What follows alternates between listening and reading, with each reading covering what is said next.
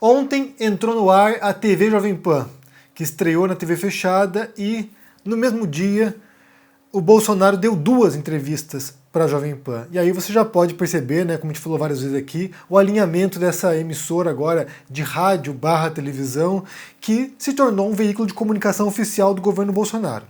E na segunda entrevista, que aconteceu no Pânico, aí o negócio esquentou. Aí o Bolsonaro ficou nervoso e foi embora no meio da entrevista, nervosinho. A gente vai entender o que aconteceu aqui, mas antes disso já curta esse vídeo, se inscreva no canal aqui para a gente poder chegar a 700 mil inscritos até o fim desse ano e também deixe seu comentário aqui embaixo dando um bom dia. Então, o que aconteceu? Por que o Bolsonaro fugiu da entrevista ontem na Jovem Pan, né? A rádio / TV alinhada ao governo dele. O que aconteceu foi o seguinte. Ele foi dar entrevista no Pânico e, numa das perguntas do André Marinho, filho do empresário Paulo Marinho, que foi não apenas eleitor do Bolsonaro, mas cabo eleitoral do Bolsonaro. A gente tem que pensar aqui, antes de entrarmos nesse detalhe da entrevista, o pai do André Marinho, Paulo Marinho, empresário, ele transformou a casa dele no QG do Bolsonaro em São Paulo. Como o próprio Paulo Marinho relatou, ocorreram conversas não muito republicanas, porque ali ficaram sabendo que um delegado da Polícia Federal pretendia atrasar as operações contra o Flávio Bolsonaro em relação ao esquema de peculato no gabinete do Flávio Bolsonaro, né, rachadinha, pretendia atrasar as operações para não atrapalhar na eleição do Bolsonaro. E só abrindo um parênteses aqui, no caso dos Marinhos, eles não foram apenas eleitores do Bolsonaro, como eu falei. Não foram pessoas que apertaram o número do Bolsonaro na urna. Foram pessoas que ajudaram a eleger o Bolsonaro. E isso mostra, em grande parte, o pacto que aconteceu entre as elites brasileiras, entre parte do empresariado brasileiro, com o Bolsonaro. Porque talvez pensassem que fossem capazes de controlar essa besta fera. O que certamente foi ingenuidade, né? Achar que poderia domar essa abominação. Mas, voltando, fechando parênteses aqui, o André Marinho, filho do Paulo Marinho, vai lá e joga pergunta para o Bolsonaro sobre rachadinha, sobre o peculato, né? Ele fala do PT, obviamente, mas isso é um recurso usado pelo pessoal da terceira via, da tal terceira via, para atacar o Bolsonaro, né? Que o PT era corrupto, que o PT não sei o quê, que o PT faz rachadinha nos gabinetes e como o Bolsonaro pretendia enfrentar isso. E o Bolsonaro ficou nervoso, né? Ficou nervoso, disse que ele só é responsável pelos próprios atos, que no governo dele não tem corrupção.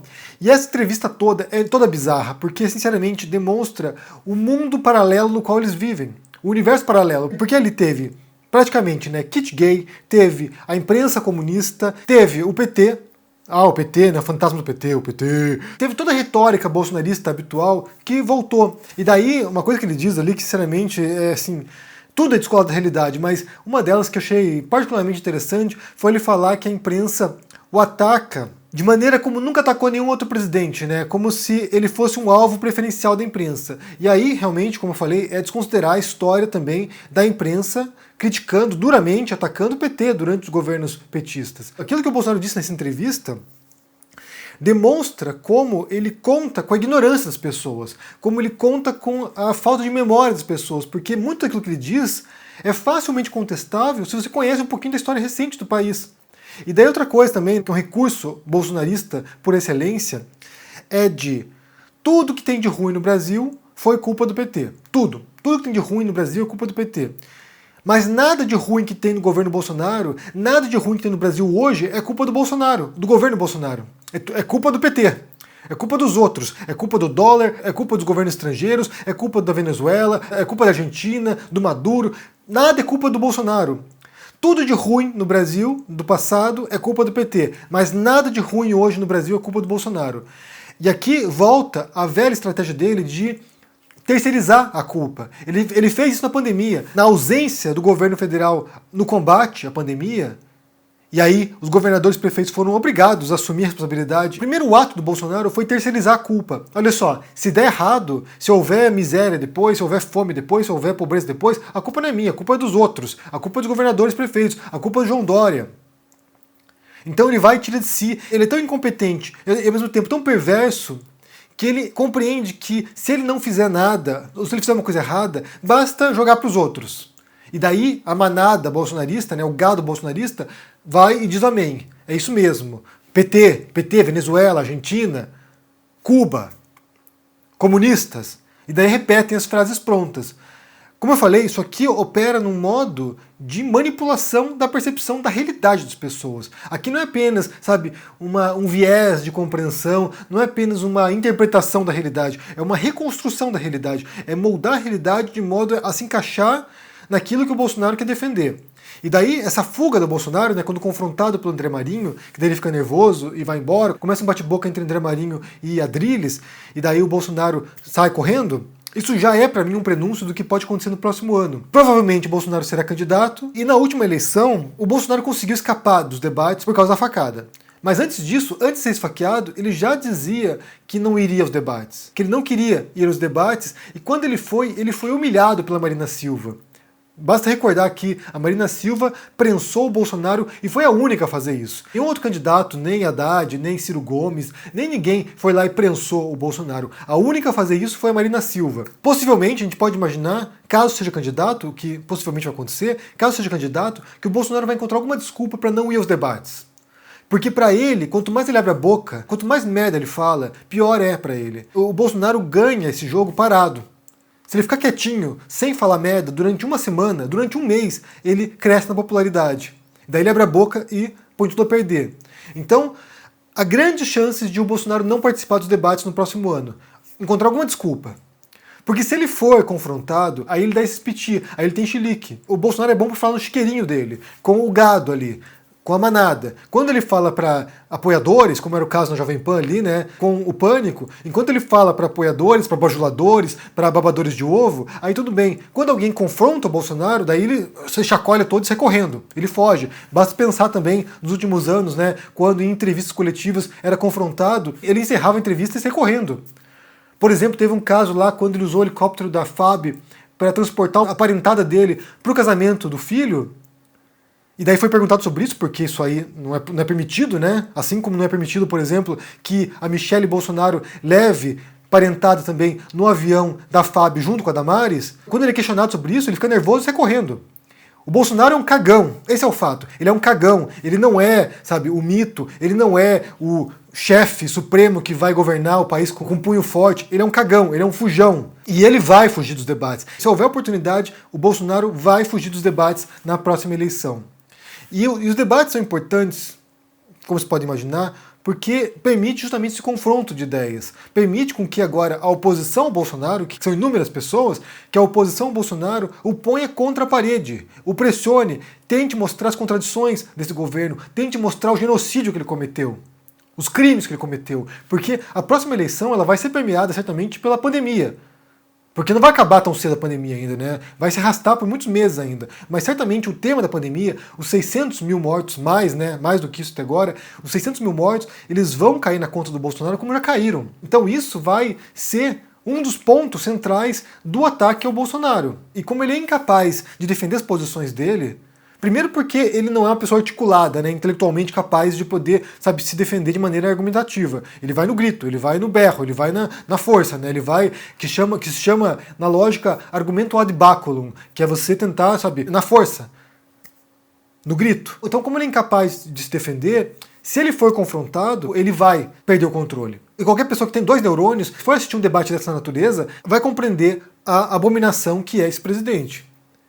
E daí a gente entra numa outra questão que é importante mencionar também, porque a CPI emitiu o relatório final em relação à pandemia e aos crimes do Bolsonaro. E um dos pedidos que eles fizeram agora, por causa da última fala do Bolsonaro na live dele sobre AIDS e coronavírus, né, estabelecendo uma relação entre uma coisa e outra, né, que a vacina estaria causando AIDS nas pessoas, um dos pedidos da CPI é que as contas nas redes sociais do Bolsonaro sejam bloqueadas. E isso é importante porque foi muito eficaz para neutralizar parte do discurso trumpista nos Estados Unidos. O Trump era alguém que usava as redes sociais para propagar mentiras, para propagar desinformação, para propagar instabilidade política, inclusive. Então, quando o Twitter e outras redes sociais bloquearam o Trump, isso neutralizou em grande parte a potência desses canais de comunicação direto que esses caras têm.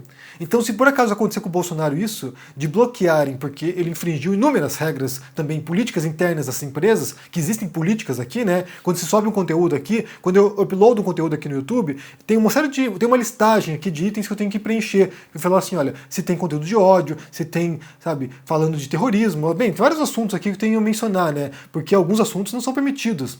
Então o Bolsonaro já violou várias dessas políticas em vários canais diferentes.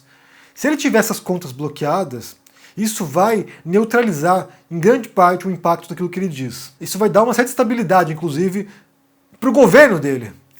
Involuntariamente vai ajudar o governo do Bolsonaro, aliás. Mas, se fizerem isso, vai sanear um pouco o debate público. É claro que ele ainda vai ter esses outros canais de comunicação, como a Jovem Pan agora, que é uma emissora bolsonarista. É a porta-voz oficial do Bolsonaro. Só que só as redes sociais não basta. É preciso também ir atrás do WhatsApp e do Telegram, porque esses canais de comunicação, esses aplicativos de mensagens, até onde eu perceba, eles serão muito mais determinantes na próxima eleição, em termos de manipulação da percepção das pessoas, do que as próprias redes sociais tradicionais. Como eu falei ontem aqui, o que se dá hoje é que essa bolha bolsonarista, entre outras bolhas que existem, mas essa bolha bolsonarista, ela nem sequer ouve o que está fora daquela bolha. Então essas pessoas estão aprisionadas nesses aplicativos. Elas estão ali no grupo do Bolsonaro, no grupo bolsonarista, no grupo de apoiadores, elas estão ali recebendo o tempo todo, sendo alimentadas o tempo todo com mentiras, como faz o Bolsonaro no Jovem Pan. O Bolsonaro vai lá e mente no Jovem Pan na cara dura, com os velhos recursos retóricos dele, de, como eu falei, Venezuela, Cuba, Argentina, comunismo, a imprensa comunista, os professores, ele ataca a educação, ataca professores, universidades, escolas, ele volta com a mesma tática, e isso será propagado ad infinitum, de maneira, sabe, interminável, nesses aplicativos de mensagens. Como eu falei no começo aqui, um dos grandes erros dessa elite tosca brasileira foi acreditar que o Bolsonaro fosse domável, fosse domesticável, e ele não é. Ele é essa monstruosidade aí. Não tem como controlar o Bolsonaro. E ele vai continuar atuando desse modo. E enquanto houver apoio dessa parte da elite, ele não vai cair. A gente espera, né? A gente esperou durante todos esses anos o impeachment, ou que a chapa fosse cassada, o que não vai acontecer também. A gente esperou durante todo esse tempo que isso acontecesse. Mas ele não vai cair porque ele tem apoio, em parte, dessa elite e, em grande parte, de uma ala política corrompida e que faz tudo para estar orbitando o poder. Enquanto o Bolsonaro estiver distribuindo grana para esse pessoal, e ele vai lá, né, na Jovem Pan e diz que não tem corrupção no governo dele, mas corromper o jogo político é uma forma de corrupção também. Enquanto ele tiver esse pessoal nas mãos, ou no bolso, ele vem com força na próxima eleição, talvez não se reeleja, mas vem com força na próxima eleição, e ainda é um bicho que pode causar estrago. Como eu falei, essa entrevista de ontem foi um prenúncio do próximo ano. A gente pode ver o Bolsonaro subindo o tom, gritando, batendo com o pau na mesa, querendo fugir, porque ele é um covarde. Ele é um covarde, ele é alguém que quando é pressionado, ele foge, ou põe a culpa no outro. Não, eu não fiz nada, é o outro, né? É o Dória, é a vacina, são chineses, Paulo Freire, é um cagão. Bem, quero saber o que vocês pensam sobre ontem, né? Sobre essa entrevista ontem, que o Bolsonaro fugiu, ele fugiu, saiu correndo, foi apertado um pouquinho ali, saiu correndo, escapou. O que você achou dessa entrevista ontem? Do papel também que a Jovem Pan presta de canal bolsonarista. E eu já falei aqui anteriormente, em outras circunstâncias, essas pessoas vão pagar o preço na história. A Jovem Pan será lembrada como essa emissora bolsonarista. Será lembrada como um veículo de comunicação desse genocida. Será lembrada. Então, o que vocês pensam sobre isso? Deixe aqui embaixo no comentário, deixe o joinha, se inscreva aqui no canal, se torne um membro ou um apoiador para dar uma força e se cuide por aí. Um abração e até mais. Tchau. Fala, turma do canal do Henry Bugalho, esse grande amigo. Eu sou Eduardo Moreira e tenho um convite muito especial para fazer para todos e todas vocês. No dia 28 de outubro, a gente tem uma aula absolutamente incrível e imperdível, onde eu vou ensinar para vocês, em menos de uma hora, quais os dois únicos tipos de investimento que existem. Vocês vão sair dessa aula assim, prontos para poder navegar no mercado financeiro sem ser passados para trás por bancos ou corretoras. E para você participar é muito simples. É só você clicar no link que vai estar aqui em cima ou aqui embaixo e gratuitamente poder participar. Não perde essa aula não, vai ser uma transformação na sua caminhada financeira. E aproveita para chamar seus amigos e amigas também. Todo mundo tem que assistir essa aula.